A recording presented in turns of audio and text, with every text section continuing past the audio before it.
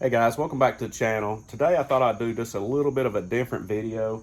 I'm going to talk about should you buy a Foxbody Mustang. There's a lot to discuss about a Foxbody and we probably won't touch on everything today, but there is some key factors that you may want to consider before purchasing a Foxbody. And I plan on doing a few little odds and ends to the car, and I thought, why don't I just work on the car, do a few little things, like I'm gonna put a air filter and stuff on the car, change it, and do a few little odds and ends. And as I'm working on it, let's just talk about the Foxbody in general and if it's a good fit for you. Let's get to it. So I got this air filter I'm gonna go ahead and install. I ordered it a while back and it took a long time to get here for some reason. I don't know why. One thing that I would have to say about a Foxbody is these are old, getting to be old cars. This car in particular is an 87 model. It is 34 years old. You have to have a little bit of a mechanical ability. A lot of them need work. There's stuff going to happen more so than like a newer car. You really need to know how to diagnose them and work on them, or research on how to fix stuff and be able to know how to execute that work yourself, or you need to have a lot of extra money to be able to pay somebody to fix it. If you don't have a lot of extra money, you need to have a good mechanical ability to be able to work on these cars, because these cars are going to need work. They're not right off the assembly line, and you're going to have to know how to work on them.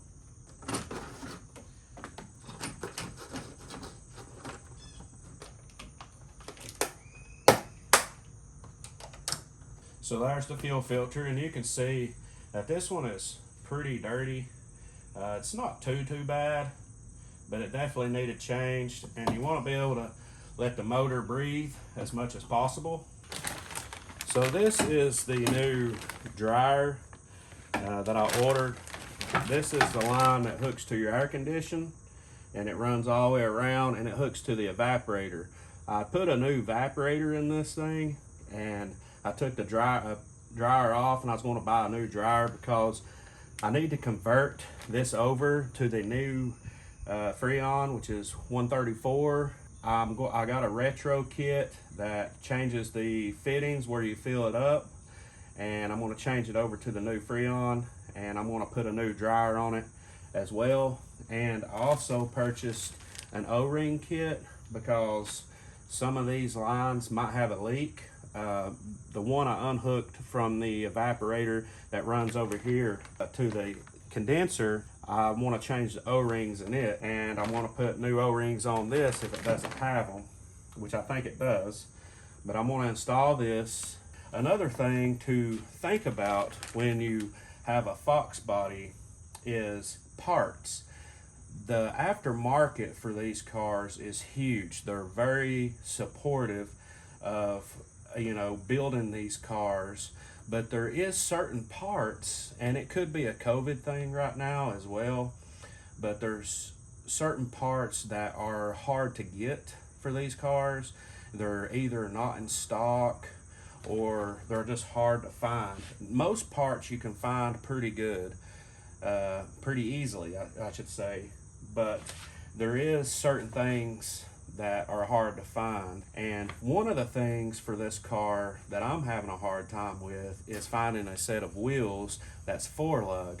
There is certain wheels that I can find, but the wheels that I want, every website, they're sold out.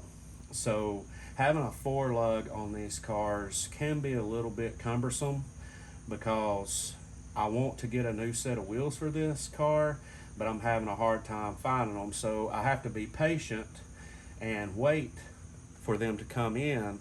I think I've been waiting for about 2 months right now, and I called the company that has a set of wheels that I want. Well, there's a couple of sets that I would consider, but there's one particular set that I want more than the other. I'm still going to have to wait another month before I can get it. So saying that, certain parts for these cars you may have to wait to get them because they're not in stock, or it could be hard to find. But I will say on a positive note that there is a massive aftermarket selection for these cars for parts, and the parts are fairly reasonable price, but some parts are a little bit costly, so you're going to have money to be able to purchase the parts you're going to need for this car, and you're also going to have to do a lot of research sometimes on certain things to find the part that you need. But that's another thing you may want to consider if you are going to buy a Foxbody.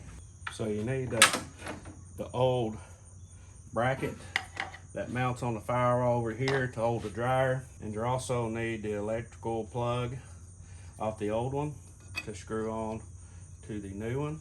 Don't want to get too tight on that fitting there because you don't want to bust it. The bottom is plastic. Now this hose right here hooks up to it, but you can see that the O-rings are old, and I have more O-rings here, a new pack.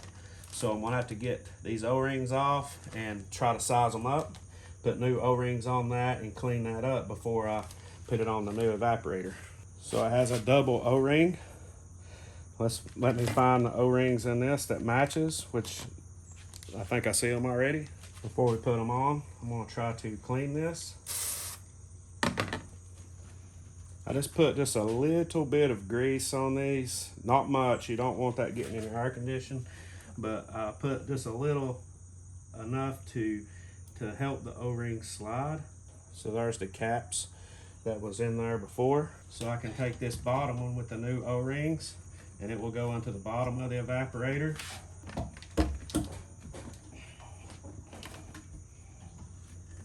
So that one's in. Electrical plug over here. I'm gonna clean it up.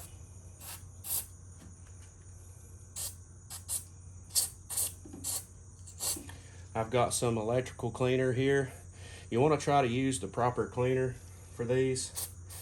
You don't wanna spray like brake cleaner or something like that in these electrical plugs. But this one's got a little bit of buildup in it. So I like to try to clean it out. That way I can assure that I have a good connection. It looks pretty good. Probably going to get just a little bit of dielectric grease and put on this just to help moisture stay out of this plug. So you can get some dielectric grease. You don't need a lot, you just need a little bit. Just put it on the plug. That will help corrosion from happening, and it helps keep moisture out of that fitting. These nuts I put back on here, but they hold this bracket on. So I'm gonna get me a little anti-seize and put on those.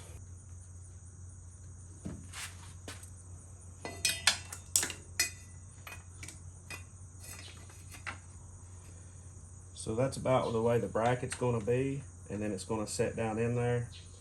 So I'm going to take it off and mount the bracket first.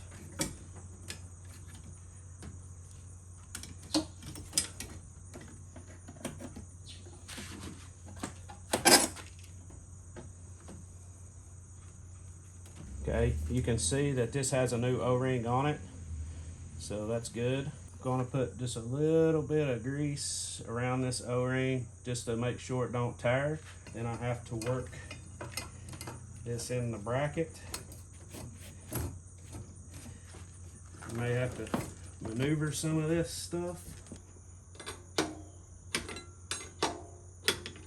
I've got my compressor unhooked for now. I've got this line hooked up. I gotta go over there and screw that line in. The reason I unhooked this is I don't want any chance for this compressor to run without any Freon in it.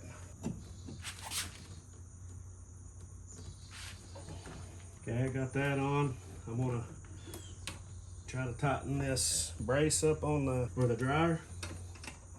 Now I'm gonna plug it up. And that should be the air conditioner. Got the new dryer and everything in, got new O-rings on. So all that's complete. Now we got to put the retrofit on. Now that I got my air condition back together, you just need a retrofit kit that will change out your valves, and that way they can use the new connection to be able to add the new R134 Freon to the system. I don't have a vacuum system to vacuum it out and then add the new, so what I'll probably do is schedule an appointment to drop the car off at a garage that has the equipment to add the Freon, and I'll probably just give them this kit and let them add it as they need, and pull vacuum on it, make sure all the old Freon and stuff's out, and add new oil and new Freon to the system, and hopefully I'll have the air condition working in this car again here soon. I've drove it for the past couple of months without any AC, which isn't too bad. It's a little hot when you first get into the car. Once you get air circulation with the windows down, it's not too bad. Stop and go traffic gets kind of hot in the car.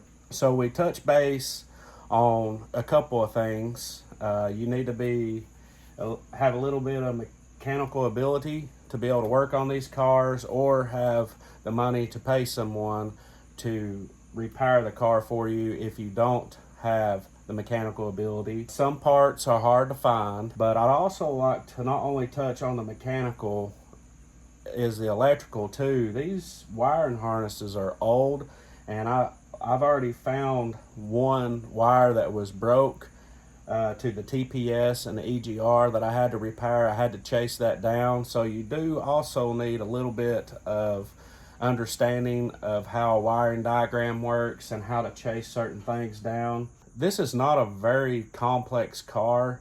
It's fairly easy to work on. That's a plus, but they do tend to have little issues here and there that you have to work on these cars. But once you get them straightened out, they run really good, and they're fairly reliable. They can leave you stranded, just like any other car for that matter, but just make sure you have an understanding of how all this stuff works and how to chase down issues. This car, I bought, and it had a lot of issues about idling and stuff like that, and I've got this car to where it runs fairly well now. The other thing is, should you buy one of these, it's according on what you plan on doing with the car. If you plan on making this a daily driver and you have a family, the seats in the back are really tight, as you don't have a lot of room. I do have 2 kids, and I do ride them around in this quite a bit. Actually, they love riding in the Foxbody. That's a positive and negative. They love it, but it is tight. So if you've got grown kids, like teenagers or something like that, it's going to be a very tight fit for a family of 4 to fit into this, especially if you're tall like me. I'm about 6'2", 6'3". I tend to have to slide the seat up a little bit, and my knees almost getting to the dash. So if there was a grown person in the back, a teenager or above, that would be a very, very tight squeeze. I guess my 5th thing about these Foxes that you really gotta be cautious about if you should buy one is finding the right Foxbody. These cars, where they're getting older, they have issues with rust. So you really need to know what you're looking for, because you can buy one of these and have some major issues on your hands as far as like rust and stuff like that. Some key areas to look out for are the shock towers. And it's not at the top. Don't pay attention to where the casters are at the top. Look down toward the bottom, almost close to the frame rails. That's where they start rusting out, and that's a pretty good sized job to have those replaced. I mean, you pretty much got to pull the engine and get in there and fabricate and replace those. It can be done, but it's a pretty good task. Other places that are prone to rust that you need to watch for is toward the back. Underneath, you got the torque boxes, and those can be, if somebody's hammered down on the car a lot and been really rough with the car, those can actually twist and break the welds, because those are just kind of tacked in. They're not like fully welded out and stuff like that, which they make kits that you can put in. It's like reinforcements, and they make torque boxes that you can replace, but that is a pretty massive job. Just make sure that they're not rusted out or the torque boxes ain't ripped real bad and come apart. That will be a very, very time consuming and expensive task, especially if you're not able to replace them yourself. I guess what I would say is just really look the car over if you're going to buy one, because these cars are getting harder and harder to find in good shape. So if you just see a Mustang that somebody's kind of dolled up the outside of it, and you think, man, I'm going to buy that, and if you don't inspect it, you may get it home and go to jack it up to change the oil or something, and you get up under it and you're like, oh my goodness, I did not notice this, and then you're going to have a lot of issues on your hand. And I about ran into this, not the body part. This car's in fairly good shape. This has got really good bones. It's not eat up with rust or anything like that, but I did buy the car and it had a little bit of a miss, which I've said in my previous videos, and I thought I'd be able to fix this really easy, but it took some time to really chase down some of these issues, like a broke wire, and some of these sensors were bad and stuff like that. And it took me a little while to figure all that out and fix it. You know, time you find something that was wrong with you, you got to order the part, and then you got to wait a few days for it to get here, and then you put it on, and you find something else that was wrong, and then you got to order that part, and it just took time to get it straightened out. So if you buy one of these cars, another thing is you got to have patience. If you don't have patience, this car can really test you. It can test your patience for sure. So just be patient with the car. You got to realize this is an older car. There is things going to be wrong with it. There's things that you're going to have to fix. There is a lot of gratification from one of these cars when they run good and you're out driving them. You get attention. You know, I get people at red lights and driving down the road give me a thumbs up and stuff like that. People that you run into that are Mustang fans, they want to talk to you about it and compliment you on your car. I've had people come up to me asking me if they could take pictures of this car, and this car is pretty much bone stock. I mean, it's got the stock turbine wheels and all that stuff on it, which I'm not a fan of those turbine wheels. It still draws a lot of attention even in its factory form. So that is a positive on these cars. These cars are very enjoyable. If you're a Mustang fan and you like working on cars and you have patience and you just want to get out and have something to enjoy a weekend cruise, I love these cars. I think Foxbodies are one of my favorite Mustangs that they make or did make. I don't think you can go wrong on that aspect of it. Just be cautious when you go to purchase one and know what you're getting into. A little later, I'm going to do a video on things that I love about the Foxbody, but these are things, should you buy a Foxbody, and things to look for. With that being said, I appreciate you watching, and we'll catch you on the next one.